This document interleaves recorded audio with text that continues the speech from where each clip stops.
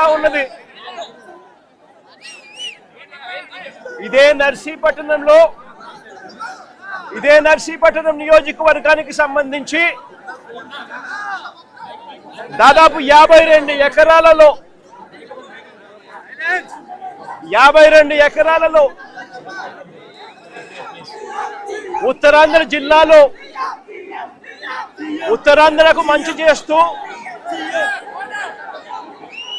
అనకాపల్లి జిల్లాకు సంబంధించి ఒక మెడికల్ కాలేజ్ ఇక్కడ నిర్మాణంలో కనిపిస్తా ఉంది వెనకాల. నేను అడుగుతా ఉన్నా, రాష్ట్ర వ్యాప్తంగా ఇలాంటి 17 మెడికల్ కాలేజీలు, ప్రతి జిల్లాకు ఒక మెడికల్ కాలేజ్, 17 మెడికల్ కాలేజీలు అనంటే ప్రతి జిల్లాలోనూ ఒక మెడికల్ కాలేజు అనంటే ఆ 7-8 నియోజకవర్గాలకు సంబంధించి ఏ పేదవాడికైనా కూడా వైద్యం అన్నది, సూపర్ స్పెషాలిటీ సేవలు అన్నది, మల్టీ స్పెషాలిటీ సేవలు అన్నది ఆ పేదవాడికి అందుబాటులో ఉండే కార్యక్రమం, ఉచితంగా ఆ పేదవాడికి అందుబాటులో ఉండే కార్యక్రమం ఈ ఆధునిక దేవాలయాల వల్ల సాధ్యమవుతుంది. ఏకంగా రాష్ట్ర వ్యాప్తంగా కోట్ల మందికి మేలు జరిగించే కార్యక్రమం ఆ 7-8 నియోజకవర్గాలలో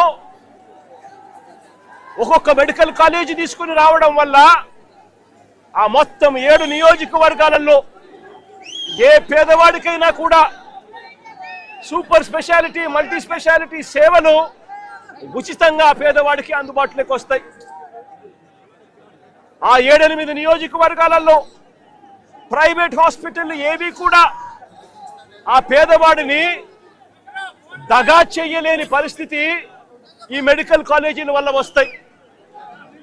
ఎందుకనంటే పక్కనే మెడికల్ కాలేజ్, ఆ పక్కనే సూపర్ స్పెషాలిటీ సేవలు, మల్టీ స్పెషాలిటీ సేవలు అందుబాటులో ఉన్నప్పుడు, ఆ సేవలు ఆ పేదవాడికి ఉచితంగా అందుబాటులో ఉన్నప్పుడు ప్రైవేట్ హాస్పిటల్లో ఎక్కువ రేట్లు ఛార్జ్ చేయిస్తే ఏ పేదవాడు కూడా, ఏ మధ్యతరగతి వాడు కూడా ఆ ప్రైవేట్ హాస్పిటల్కి వెళ్ళే పరిస్థితి ఉండదు.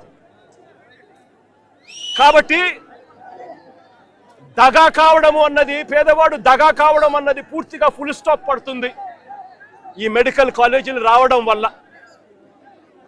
ప్రతి 7-8 నియోజకవర్గాల కంటే ప్రతి జిల్లా కేంద్రంలోనూ మొత్తంగా 17 మెడికల్ కాలేజీలు కొత్త గవర్నమెంట్ నడుపుతా ఉంటే దానివల్ల జరిగే మేలు ఇది. ఇవాళ నేను అడుగుతా ఉన్నా, ఒకవైపున పేదవాడికి మంచి జరిగిస్తూ ఈ కార్యక్రమం జరుగుతూ ఉంది, ఉచితంగా వైద్యం అన్నది పేదవాడికి అందుబాటులోకి వస్తూ ఉంది. ప్రైవేట్ హాస్పిటల్ దగా చేసే పరిస్థితి పూర్తిగా ఫుల్ స్టాప్ పడతా ఉంది. మరి ఇలాంటి ఆధునిక దేవాలయాలను ఎందుకు మూసేస్తా ఉన్నారు అని చెప్పి అడుగుతా ఉన్నాను గట్టిగా నిలదీస్తూ.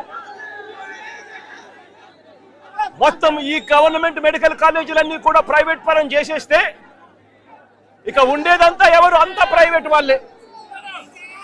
వాళ్ళే దగా చేస్తారు, ప్రైవేట్ వాళ్ళే ఈ మెడికల్ కాలేజీ నడుపుతారు.